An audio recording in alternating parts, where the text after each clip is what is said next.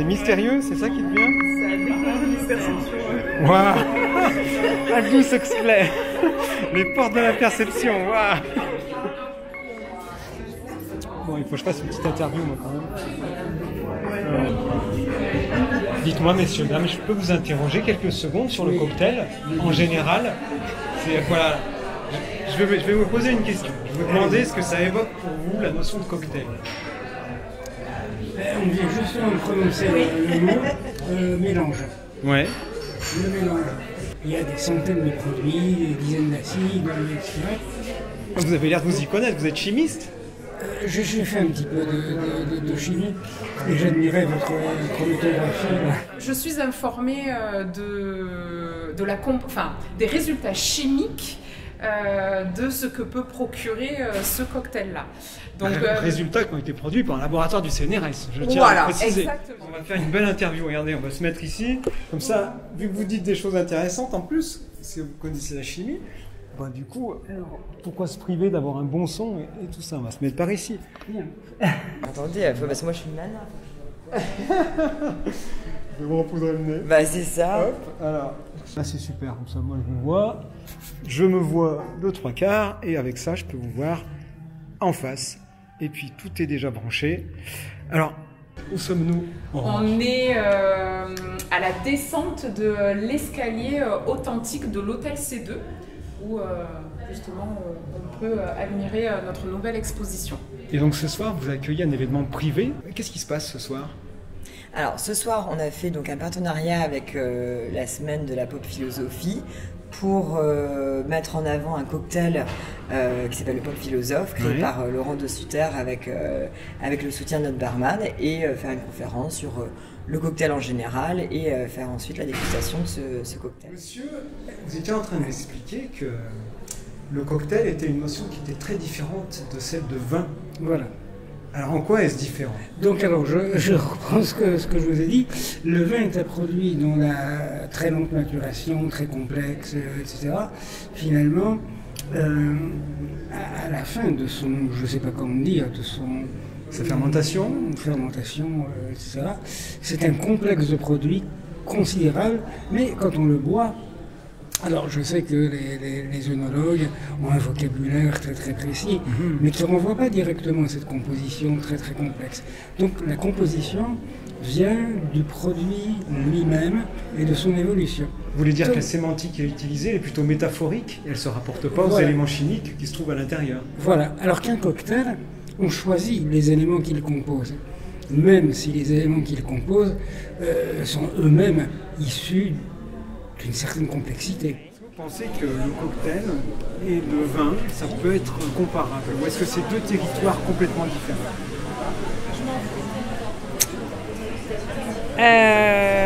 Ça peut se comparer, hein, comme toute chose. Mais par contre, c'est deux domaines différents, je dirais. Je bois pas de cocktail en mangeant, par exemple. Ouais, c'est juste. Et vous êtes plutôt vin ou plutôt cocktail? Moi, j'aime les deux. Le vin, c'est une unité. Le cocktail, une fois qu'il est fait, c'est une unité aussi. Mais par exemple, on a parlé avec le barman qui nous a servi. Le barman, je ne sais pas, c'est peut-être lui qui a fait le cocktail d'ailleurs. Sans doute. Alors, on va se mettre plutôt là. Et alors, quel est votre cocktail préféré, mis à part celui du Pop Philosophe? Moi, je ne suis pas du tout cocktail. Vous êtes plutôt vin? Oui, vin. Je l'aurais deviné. Oui. Parce que les Marseillais ne sont pas des viveurs de cocktail. Je pense qu'on parle pas de la même chose. On parle pas de la même chose. Non. Je pense que c'est vraiment très différent. Moi, je bois beaucoup plus de vin que de cocktail. Le cocktail, c'est vraiment l'été de temps en temps.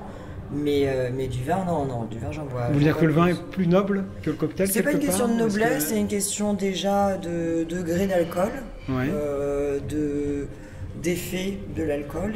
Et de cadre, vous mentionnez un petit peu le cadre festif tout à l'heure. Ouais, mais je vais vraiment préférer boire du vin que de boire de l'alcool fort. Et là, je fais une exception considérable, c'est que je me suis moi-même contraint à une cure de désintoxication. De vin ou de cocktail? D'alcool? De vin et d'alcool en général. Donc là, vous faites un écart? Voilà, là, je fais un écart. Je ne sais pas comment je vais le payer. Tant que ça reste exceptionnel. Ouais, tant que ça reste exceptionnel. Et celui-ci, donc vous le trouvez Celui-là, comment alors? franchement, j'aime bien les cocktails frais, justement, avec du citron. Donc Ouais. là, Un peu c'est astringent, parfait, voilà. un peu. Mais je trouve quand même un peu chargé en alcool, quoi. Je vais D'accord. pas mentir, on sent l'alcool. C'est pas le cocktail évanescent Ouais. où il y a plus de super ingrédients que la base. Il faut faire attention. Et pourquoi Pourquoi attention en boire. Ah, vous voulez dire qu'ils sont très dosés en alcool et... Ça peut cogner, comme on dit. D'accord. Mais est-ce que vous pensez que le vin est plus raffiné que le cocktail? Ou est-ce que pour vous, il y a deux usages différents? Il y a toutes sortes. Mais ça permet de garder la même boisson quand on à l'apéritif, au repas. Alors comment on devient mixologue? Alors, on ne devient pas mixologue du jour au lendemain, il faut avoir un peu d'expérience. Ouais. Et après, c'est aussi du bon sens, donc c'est savoir mixer les bons ingrédients avec les bons alcools. Ouais. Et normalement, tout se passe bien. En général, Mais c'est un diplôme? C'est comme, Alors, c'est pas- comme être philosophe? Pour c'est être pas- philosophe, il faut un diplôme. oui, pour être philosophe, il faut un diplôme. Après, pour être mixologue, je pense qu'il faut plus d'expérience. D'accord. Moi, ayant travaillé sur les navires de croisière et aux États-Unis, aux Bahamas, un peu en Angleterre aussi, en Autriche, etc. Donc j'ai fait un petit peu le tour, même pas un petit peu, j'ai fait le tour du monde 3 fois. Donc et avec cette Ah ouais. expérience, j'arrive quand même à déceler l'envie de la personne. Il suffit qu'elle me dise l'alcool qu'elle veut, et moi je lui prépare en fonction de... Donc vous êtes capable de personnaliser Exactement. les compositions en fonction de la Ouais. personnalité des personnes que vous Absolument. avez en face. Est-ce que vous pensez que le cocktail, ou les alcools en général, mais le cocktail d'abord, peut nous aider à mieux penser le monde dans lequel nous vivons? Ou est-ce que c'est pas la question, finalement? C'est pas le sujet. Ben, c'est une question à laquelle, j'avoue, je n'ai pas vraiment de réponse, quoique, je suis très partagé. Par exemple, Chuen Lai aurait déclaré que sans le Mao Tai, la longue marche n'aurait pas gagné. Alors, je pense qu'il a un peu tort, parce que le Mao Tai, à mon avis, vu la famine générale qui a régné sur les soldats qui y participaient, le Mao Tai devait être réservé aux très hauts cadres du parti. Machin, pour que Chuen Lai, quand même, qui a été après Premier ministre de la Chine, responsable des relations internationales, dise, sans le Mao Tai, la longue marche, j'ai dit la révolution culturelle, Oui, je me suis trompé. Je voulais dire la longue marche. La longue marche. Surtout Ah, pas. vous aviez dit longue marche au début. J'ai dit longue marche. Ah, vous avez dit longue marche, vous n'êtes pas trompé. D'accord. Sans le... Vous voyez, ça a ajouté. Comme quoi. quel Sans breuvage le Mao diabolique. Tai, pas de victoire de longue marche. Je pense qu'il a un peu exagéré et que peut-être ce soir-là, il avait vu lui-même un peu trop de Mao Tai. Mais alors comment on crée un cocktail? Est-ce qu'il y a beaucoup d'allers-retours ou est-ce que Laurent de Sutter vient avec une recette et le barman applique? Alors, ça a été Comment ça assez se passe simple, ils se sont échangés. Laurent de Sutter, on va dire, a donné un peu ses directives de savoir voilà, ce qu'il voulait, apporter un côté provençal à son cocktail. Et puis notre chef mixologue a appliqué ses consignes et ça s'est très bien passé entre eux. Ils ont eu un bon échange et ils se sont compris tout de suite. Donc ça a été vraiment très simple et efficace. Mais le cocktail est élaboré, comment dirais-je, c'est une recette. Le vin aussi. Et alors ce cocktail, vous avez parlé de goût un petit peu provençal, on va pas spoiler la composition complète, d'ailleurs on connaît la composition complète, elle a Oui. été faite par un laboratoire du CNRS. Exactement. Mais ces senteurs provençales, qu'est-ce que c'est? Du thym, du romarin? Ça doit être un peu ça, oui. Ça doit être un peu ça, hein. Oui, effectivement. Et c'est un cocktail à base de gin, de rhum, de... Je sais pas. Vous Est-ce savez que pas, je dois, vous voulez est-ce pas que je dire. dois, est-ce que je dois Il faut pas révéler dire ou pas l'ingrédient secret. Il faut le garder, il faut taire son nom. Voilà. Mais l'alcool majoritaire, on peut peut-être... se L'alcool permettre de le dire. majoritaire, on va dire que c'est un alcool blanc.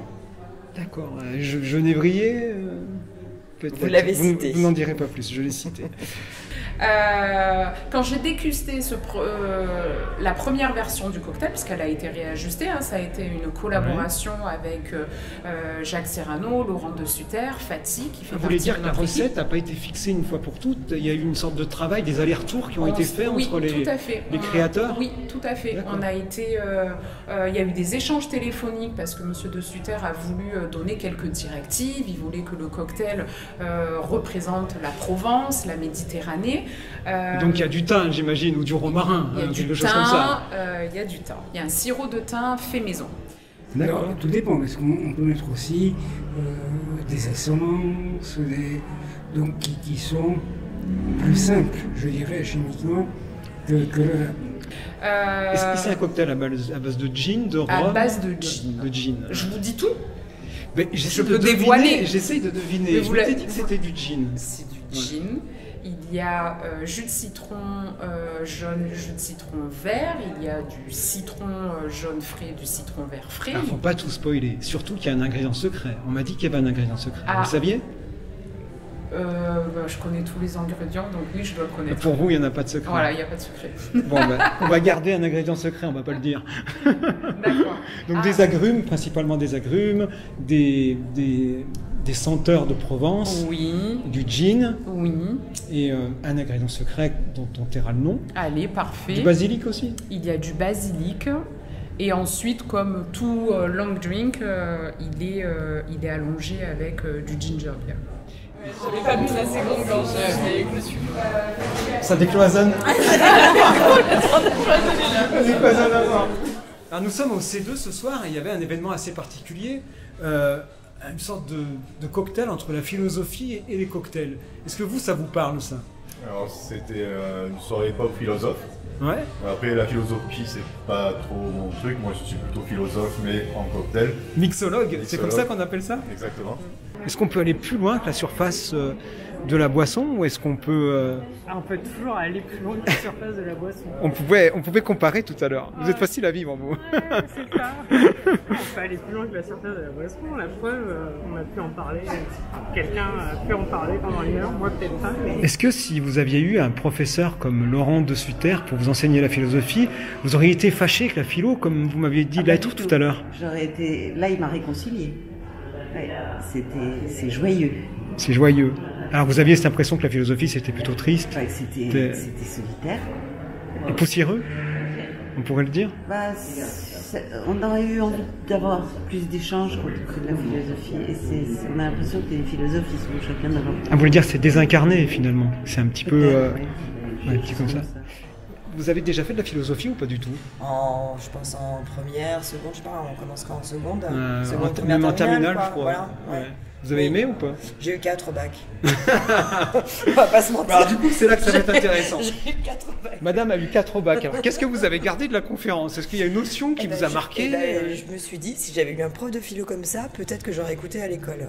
Un prof de philo qui vous aurait parlé de cocktail? Parce que le côté un peu accessible de la philosophie, sans faire de grandes phrases et de pouvoir dire des choses simples avec... en le prenant vraiment pour le côté pop pour le coup, Ouais. le côté il peut dire des gros mots, il en a dit, et ben ça, je trouve ça un peu plus sympa et plus accessible. Et je pense que ça pourrait intéresser beaucoup plus de jeunes qu'on embête avec des grandes phrases qui font 10 lignes quoi. Est-ce que vous pensez que le cocktail, avec cette notion de brassage, d'assemblage, ça peut être quelque chose qui philosophiquement peut nous aider à mieux penser le monde? Ou est-ce que c'est tout à fait trivial un cocktail? Est-ce que vous pensez que le cocktail, avec ses notions d'assemblage, de brassage, de mélange, peut être un outil qui nous permette de mieux penser le monde dans lequel nous vivons? Je pense que si on a un abus, effectivement. Il faudrait peut-être abuser un peu de cocktail pour effectivement voir le monde un peu différent, peut-être un peu plus cool. Mais je pense que c'est une question d'abus. C'est une question d'abus.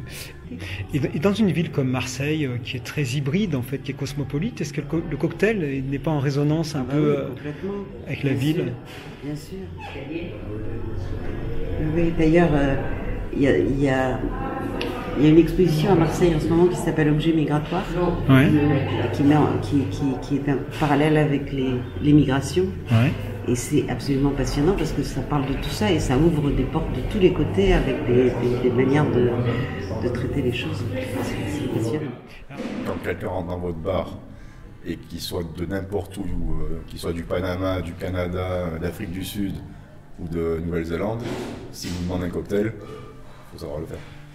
C'est un peu comme être un chauffeur de taxi, mais du palais, quoi. Voilà. C'est ça? Exactement. Donc pour vous, le cocktail, c'est principalement un vecteur de déplacement, de voyage, de sortie un petit peu de l'état Oui. dans lequel on peut Oui. être au quotidien. Oui. Et un petit peu comme le C2 finalement. C'est une sorte d'évasion qui est Exactement. à l'intérieur de Marseille, mais qui est ailleurs finalement. Ah oui, C'est ça. oui, oui. Même le Marseillais vient séjourner à l'hôtel C2 pour découvrir, pour vivre une expérience. c'est le phénomène staycation, où en fait on voyage dans sa ville, on s'accorde une nuit de déconnexion totale, on a beau habiter à 2 pas de porte de l'hôtel, mais on rentre dans un univers qui est différent, on se fait chouchouter, lâcher prise complet, et voilà, ça c'est voyager, c'est de vivre une expérience unique. Bah, du coup, est-ce que c'est un outil qui permet de penser le monde, la notion de brassage, de mélange, ou est-ce que... Oui. Ça peut être soit métaphorique, soit la comparaison, soit juste la description du cocktail. De toute façon, on parle de mélange. C'est même pour le vin, même pour les boissons en général. Ouais, ça va plus loin que on peut étirer le champ sémantique. Alors, parlons de vous. Quel est votre cocktail préféré, si vous en avez un? Ou est-ce que ça varie en fonction du temps? Alors, personnellement, je n'ai pas de cocktail préféré, mais je préfère travailler avec le rhum. Quel est votre cocktail préféré? Est-ce que vous en avez un? Mon cocktail préféré, boisson. Favori, oui. Est-ce que vous avez un cocktail favori? Ou est-ce que les cocktails vous intéressent pas tellement? J'ai pas tellement que ça m'intéresse pas, mais je bois beaucoup de vin. Ah, c'est ce que j'allais vous demander, c'était la troisième question. Du vin que des cocktails. Quel est votre cocktail préféré à vous, Aurore? Alors, je suis très classique, on va dire le mojito. Le mojito? C'est la base. Quel est votre cocktail préféré? Alors moi j'aime bien le old fashion. Et pourquoi? Je ne sais pas vraiment, c'est un souvenir à Paris où je l'avais découvert sur une carte et la personne ne savait pas le faire. Le barman ne savait pas le faire. Et donc il a essayé de tâtonner. Et depuis, je me suis mis en tête de tous les comparer. Savoir si celui-là que j'avais bu en premier et qui m'avait marqué. Bon, ouais, voilà. Je voulais... Parce que... je sais plus, enfin voilà, les ingrédients, c'est frais, il y a du citron, ouais. etc. Et du coup, après, c'était la recherche de celui qui allait être le meilleur. Donc, c'est une sorte de Madeleine de Proust où vous avez ouais, essayé de retrouver et de comparer comme ça ce goût. Du coup, souvent, si ça y est, sur la carte, je vais demander ça pour voir depuis ce temps où j'ai commencé à boire celui-là, qui était un peu la première expérience de ce barman. Voilà, une espèce de comparaison. Et du coup, vous en avez trouvé un qui soit meilleur que le premier, ou est-ce que c'est le plaisir primitif? Le premier, c'est toujours mieux. Je les ai toujours trouvés bons, en fait. Ouais, en fait, je crois que je suis pas très difficile. Mais oui, c'est facile à vivre, voilà, c'est ça. Et vous, Clémence, quel est votre cocktail préféré? Alors moi, mon cocktail préféré, j'ai pas de cocktail préféré, mais mon cocktail, on va dire, du moment, ouais. C'est un apérol, pas un apérol, un spritz, mais pas l'apérol justement, à l'Italicus, à la bergamote. Waouh. Voilà. L'Italicus, c'est un alcool italien, ouais. À base de bergamote. Donc en fait, au lieu de mettre de l'apérol qui est un peu amer et que j'aime pas trop, on fait exactement la même recette et avec ça, ça passe très bien. Et l'Italicus, là, c'est un peu comme le limoncello pour le citron, ou est-ce que c'est complètement différent? C'est pas liquoreux? Non, c'est pas liquoreux. Non, c'est... j'ai jamais goûté tout seul, j'ai goûté que en spritz, mais du coup, voilà, c'est mon cocktail du moment, on va dire. Alors, ça, je bois très peu de cocktails. C'est intéressant, cette notion d'avoir un cocktail du moment. Ce qu'on voulait dire, c'est qu'on peut changer de favori, finalement. Oui. Moi, chaque été, j'en ai un. L'année dernière, c'était le Moscow Mule. Voilà, chaque été, c'est là où je change mon cocktail. Et si vous, Aurore, vous deviez créer un cocktail, vous choisiriez quel alcool, en fait, comme base, qui soit de du vous? Champagne. Ouais, j'adore. Vous aimez les bulles? Ouais, j'adore. Je me suis toujours demandé comment faisaient les premiers inventeurs de cocktails à l'époque où il n'y avait pas de glaçons. Parce que moi, quand on me dit cocktail, je pense à glaçons. Mais il y a 2 siècles, il n'y avait pas moyen de conserver l'eau sous la forme de glace. Est-ce que le cocktail est né avec les glaçons? Alors, le cocktail, il est... Alors même, on va dire, la plupart des cocktails sont nés dans les années 30. D'accord. Voilà. Aux USA. Aux USA et un petit peu partout dans le monde. Au Brésil notamment, etc. À savoir que dans les années 1800, je n'ai pas de cocktail à mon le punch, le punch, c'était les restes de tout, un petit peu de tout et de rien, donc c'était pas... on ne peut pas vraiment assimiler ça à un cocktail. Exactement. Mais sur le début des cocktails, c'est vraiment les années 30. Un pays pour boire un cocktail? Je me replonge dans mes souvenirs. Un des bons moments que j'ai passé autour d'un cocktail était à l'île Maurice, les pieds dans le sable. Et quel pays vous évoque le terme de cocktail? Pour moi, c'est les États-Unis, parce que la première fois que je suis allée aux États-Unis, on me faisait boire des cocktails tout le temps. Ah oui. Mais c'est tout à fait subjectif et pas... Et si je vous dis cocktail, vous pensez à quel pays? Est-ce que ça vous fait voyager? Moi, je pense à New York. New York? Voilà, New York. Moi, je parle Manhattan, le Shaker, voilà, plutôt aux États-Unis. Vous auriez pu me dire une île? Souvent, quand on dit cocktail, on pense à Mojito, Caipirinha. Ah ouais, oui, c'est New York. Ah ouais, New York, ouais. Ouais, je sais pas. Si, je sais pas d'où ça vient. Et si je vous dis d'associer un pays au mot cocktail, vous choisiriez quel pays? Les États-Unis. Pourquoi? C'est les plus grands buveurs de cocktails au monde. Ouais, c'est vrai que là-bas, souvent, enfin, New York, souvent. Partout. Beaucoup. Alors, nous sommes à Marseille, et souvent la philosophie ici, et dans le sud en général, elle se conjugue avec le bon sens et les proverbes. Est-ce que vous avez un proverbe préféré, vous, qui nous permettrait de clore en beauté et sur une note un peu philosophique cette entrevue? Oui, mais j'en connais plein de proverbes. Votre préféré, comme le cocktail, enfin, qui soit le miroir du mojito. Qui soit le miroir du mojito? Par exemple, je vous aide. C'est quelqu'un qui m'avait dit ça, et c'est un peu la philosophie, c'est tout dépend du point de vue où on se place, de l'importance qu'on y attache par rapport à l'idée qu'on s'en fait. Vous avez un rôle éducatif. Vous devez me dire un proverbe. Ah, c'est beau. Vous pouvez me la refaire celle-ci? Peu importe du point de vue où on se place, de l'importance qu'on y attache par rapport à l'idée qu'on s'en fait.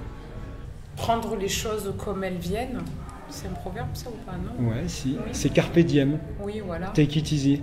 Voilà. On se quittera là-dessus, c'est une bonne philosophie de vie. Merci Aurore. Merci beaucoup. Ouais, c'était sympa. Ah, vous m'avez scotché. Mais je connais plein de proverbes, mais là... Celui-là, moi, il me va très bien. Bon, celui-là, il me ça va bien. Bon, c'était sympa, merci. Vous êtes prêts au jeu. C'est Spinoza. Il me semble. Et on a eu une phrase de Spinoza en plus. Je crois, mais je suis pas sûre. Tout dépend du point de vue où on se place, de l'importance qu'on y attache par rapport à l'idée qu'on s'en fait. Enfin, c'est inspiré... On dira que c'est lui? Faudra quand même vérifier. Personne n'ira vérifier. Si, un philosophe, si je vous dis ça, je dis que c'est... On va demander à Laurent de Super. Je suis pas sûre sur radio. Donnez ce que vous avez. Le mieux, c'est de donner ce que vous avez dans le cœur. C'est tout simplement. Merci pour ces propos érudits. Voilà. Oui, érudits, surtout désinhibés.